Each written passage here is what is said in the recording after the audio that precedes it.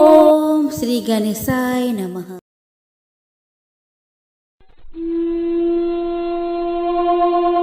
ओम श्री गणेशाय नमः। जय श्री हरि। दोस्तों, आप सभी को आने वाली कामदा एकादशी व्रत का हार्दिक शुभकामनाएं। दोस्तों, कामदा एकादशी का व्रत हर साल चैत्र माह के शुक्ल पक्ष की एकादशी तिथि को रखा जाता है। इस दिन व्रत रखकर भगवान विष्णु की पूजा करते हैं और कामदा एकादशी की व्रत कथा सुनते हैं। भगवान विष्णु के आशीर्वाद से भक्तों की मनोकामनाएं पूरी होती है और कार्यों में सफलता प्राप्त होती है। इस साल कामदा एकादशी के दिन दो शुभ योग बन रहे हैं, लेकिन उस दिन भद्रा भी रहेगी जिसका प्रभाव पृथ्वी पर होगा। तो आइए दोस्तों, इस वीडियो में हम जानें कि इस बार कामदा एकादशी कब है। हम जानेंगे कामदा एकादशी के शुभ मुहूर्त के बारे में। हम जानेंगे पारण कब करें और साथ ही हम जानेंगे भद्रा कब से कब तक रहेगी। तो चलिए दोस्तों, आज के वीडियो का शुरुआत करें। दोस्तों, वैदिक पंचांग के अनुसार कामदा एकादशी के लिए आवश्यक चैत्र शुक्ल एकादशी तिथि का शुभारंभ 7 अप्रैल दिन सोमवार को रात 8:01 पर होगी और एकादशी तिथि का समापन 8 अप्रैल दिन मंगलवार को रात 9:12 पर होगी। ऐसे में उदया तिथि के मान्यता के अनुसार कामदा एकादशी 8 अप्रैल दिन मंगलवार को मनाई जाएगी। इसी दिन कामदा एकादशी का व्रत रखा जाएगा और अगले दिन व्रत का पारण होगा। इस साल कामदा एकादशी के दिन दो शुभ योग बन रहे हैं जो सुबह के समय बनेंगे। इस दिन रवि योग और सर्वार्थ सिद्ध योग बनेंगे। 8 अप्रैल के दिन रवि योग और सर्वार्थ सिद्ध योग सुबह 6:16 से 7:55 तक रहेगी। दोस्तों, इस बार कामदा एकादशी के दिन भद्रा लग रही है। भद्रा सुबह में 8:32 से रात 9:12 तक रहेगी। भद्रा का वास पृथ्वी पर है, इस वजह से आप इस समय में कोई शुभ कार्य ना करें, लेकिन पूजा पाठ के लिए मनाही नहीं है। आइए दोस्तों, अब हम जान लेते हैं कि एकादशी व्रत का पारण हम कब करें। तो दोस्तों, जो लोग कामदा एकादशी का व्रत रखेंगे वे इस व्रत का पारण 9 अप्रैल बुधवार को सुबह 6:15 से सुबह 9:35 के बीच कभी भी कर सकते हैं। दोस्तों, द्वादशी तिथि प्रारंभ होगी 8 अप्रैल मंगलवार को रात 9:13 पर और द्वादशी तिथि का समापन 9 अप्रैल बुधवार को रात 10:55 पर होगा। 8 अप्रैल 2025 मंगलवार को ब्रह्म मुहूर्त सुबह 4:39 से 5:27 तक रहेगी। इस दिन सूर्योदय सुबह 6:16 पर होगा और सूर्यास्त शाम 6:41 पर होगा। प्रातः काल पूजा का शुभ मुहूर्त सुबह 4:52 से 6:03 पर होगा। शाम की पूजा का शुभ मुहूर्त 6:42 PM से 7:51 PM तक रहेगी। अभिजीत मुहूर्त दोपहर 12:03 से 12:53 तक। राहु काल दोपहर 3 बजे से 4:30 बजे तक। द्वादशी के दिन सूर्योदय सुबह 6:15 पर होगा और सूर्यास्त शाम 6:41 पर होगा। इस दिन ब्रह्म मुहूर्त सुबह 4:38 से 5:26 तक रहेगी। प्रातः काल पूजा का शुभ मुहूर्त सुबह 4:54 से 6:02 तक।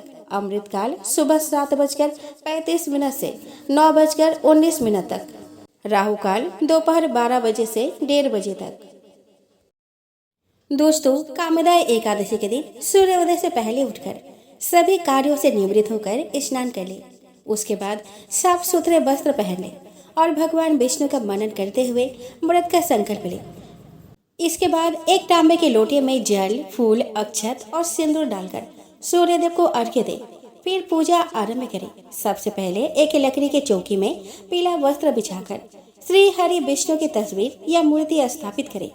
इसके बाद जल से आचमन करने के बाद फूल माला, पीला चंदन, अक्षत, बेसन के लड्डू, खीर या कोई अन्य मिठाई का भोग लगाने के साथ जल चढ़ाए।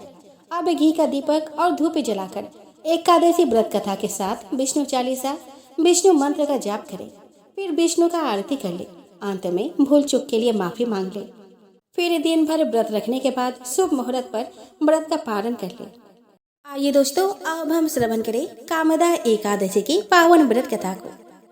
तो दोस्तों, युधिष्ठिर ने पूछा कि वासुदेव, आपको नमस्कार है। कृपया आप यहाँ बतलाइए कि चैत्र शुक्ल पक्ष में किस नाम की एकादशी होती है।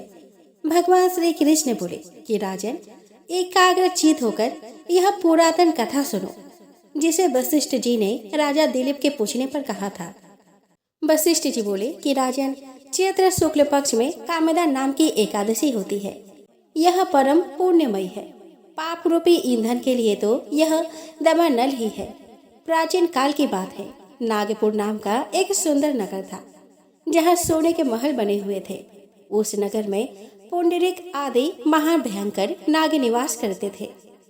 पुंडरीक नाम का नाग उन दिनों वहाँ राज्य करता था। गंधर्व, किन्नर और अप्सराएं भी उस नगरी का सेवन करती थी। वहाँ एक श्रेष्ठ अप्सरा थी जिसका नाम ललिता था।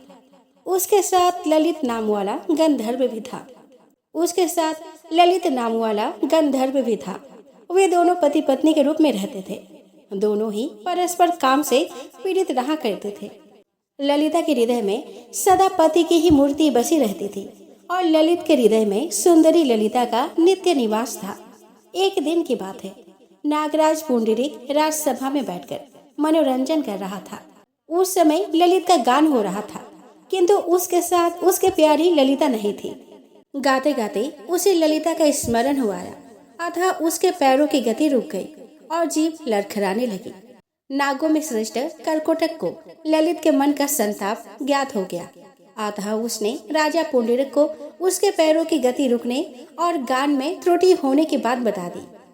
कर्कोटक की बात सुनकर नागराज पुंडरीक की आंखें क्रोध से लाल हो गई। उसने गाते हुए कामातुर ललित को श्राप दे दिया।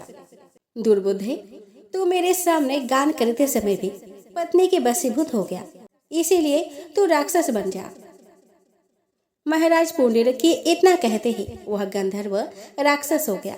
भयंकर मुख, विकराल आंखें और देखने मात्र से भय उपजाने वाला रूप, ऐसा राक्षस होकर वह कर्म का फल भोगने लगा। ललिता अपने पति की विकराल आकृति देख मन ही मन बहुत चिंतित हुई। भारी दुख से वह कष्ट पाने लगी। सोचने लगी कि क्या करूं, कहाँ जाऊं, मेरे पति पाप से कष्ट पा रहे हैं। वह रोती हुई घने जंगलों में पति के पीछे पीछे घूमने लगी। वन में उसे एक सुंदर आश्रम दिखाई दिया, जहाँ एक मुनि शांत बैठे हुए थे। किसी भी प्राणी के साथ उसका बैर विरोध नहीं था। ललिता शीघ्रता के साथ वहां गई और मुनि को प्रणाम करके उनके सामने खड़ी हुई। मुनि बड़े दयालु थे। उस दुखिनी को देखकर वे इस प्रकार बोले कि सुबह, तुम कौन हो और कहां से यहाँ आई हो? मेरे सामने सच सच बताओ। ललिता ने कहा कि महामुने, बीरधनुआ नाम वाले एक गंधर्व है। मैं उन्हीं महात्मा की पुत्री हूँ। मेरा नाम ललिता है। मेरे स्वामी अपने पाप दोष के कारण राक्षस हो गए हैं। उनकी यह अवस्था देखकर मुझे चैन नहीं है। ब्राह्मण, इस समय मेरा जो कर्तव्य हो वह बताइए। विप्रवर, जिस पुण्य के द्वारा मेरा पति राक्षस भाव से छुटकारा पा जाए, उसका उपदेश कीजिए। ऋषि बोले कि भद्रे, इस समय चैत्र मास के शुक्ल पक्ष की कामदा नामक एकादशी तिथि है, जो सब पापों को हरने वाली और उत्तम है। तुम उसी का विधि पूर्वक व्रत करो और इस व्रत का जो पुण्य हो उसे अपने स्वामी को दे डालो। पुण्य देने पर क्षण भर में ही उसके श्राप का दोष दूर हो जाएगा। राजन, मुनि का यह वचन सुनकर ललिता को बड़ा हर्ष हुआ। उसने एकादशी को उपवास करके द्वादशी के दिन उन ब्रह्म ऋषि के समीप ही भगवान वासुदेव के श्री विग्रह के समक्ष अपने पति के उद्धार के लिए यह वचन कहा कि मैंने जो यह कामदा एकादशी का उपवास व्रत किया है, उसके पुण्य के प्रभाव से मेरे पति का राक्षस भाव दूर हो जाए। वशिष्ठ जी कहते हैं कि ललिता के इतना कहते ही उसी क्षण ललित का पाप दूर हो गया। उसने दिव्य देह धारण कर लिया, राक्षस भाव चला गया और पुनः गंधर्वत्व की प्राप्ति हुई। नृपश्रेष्ठ, यह दोनों पति पत्नी कामदा के प्रभाव से पहले की अपेक्षा भी अधिक सुंदर रूप धारण करके विमान पर आरूढ़ होकर अत्यंत शोभा पाने लगे। यह जानकर इस एकादशी के व्रत का यत्न पूर्वक पालन करना चाहिए। मैंने लोगों के हित के लिए तुम्हारे सामने इस व्रत का वर्णन किया है। कामदा एकादशी ब्रह्म हत्या आदि पापों तथा पिशाच तत्व आदि दोषों का नाश करने वाली है।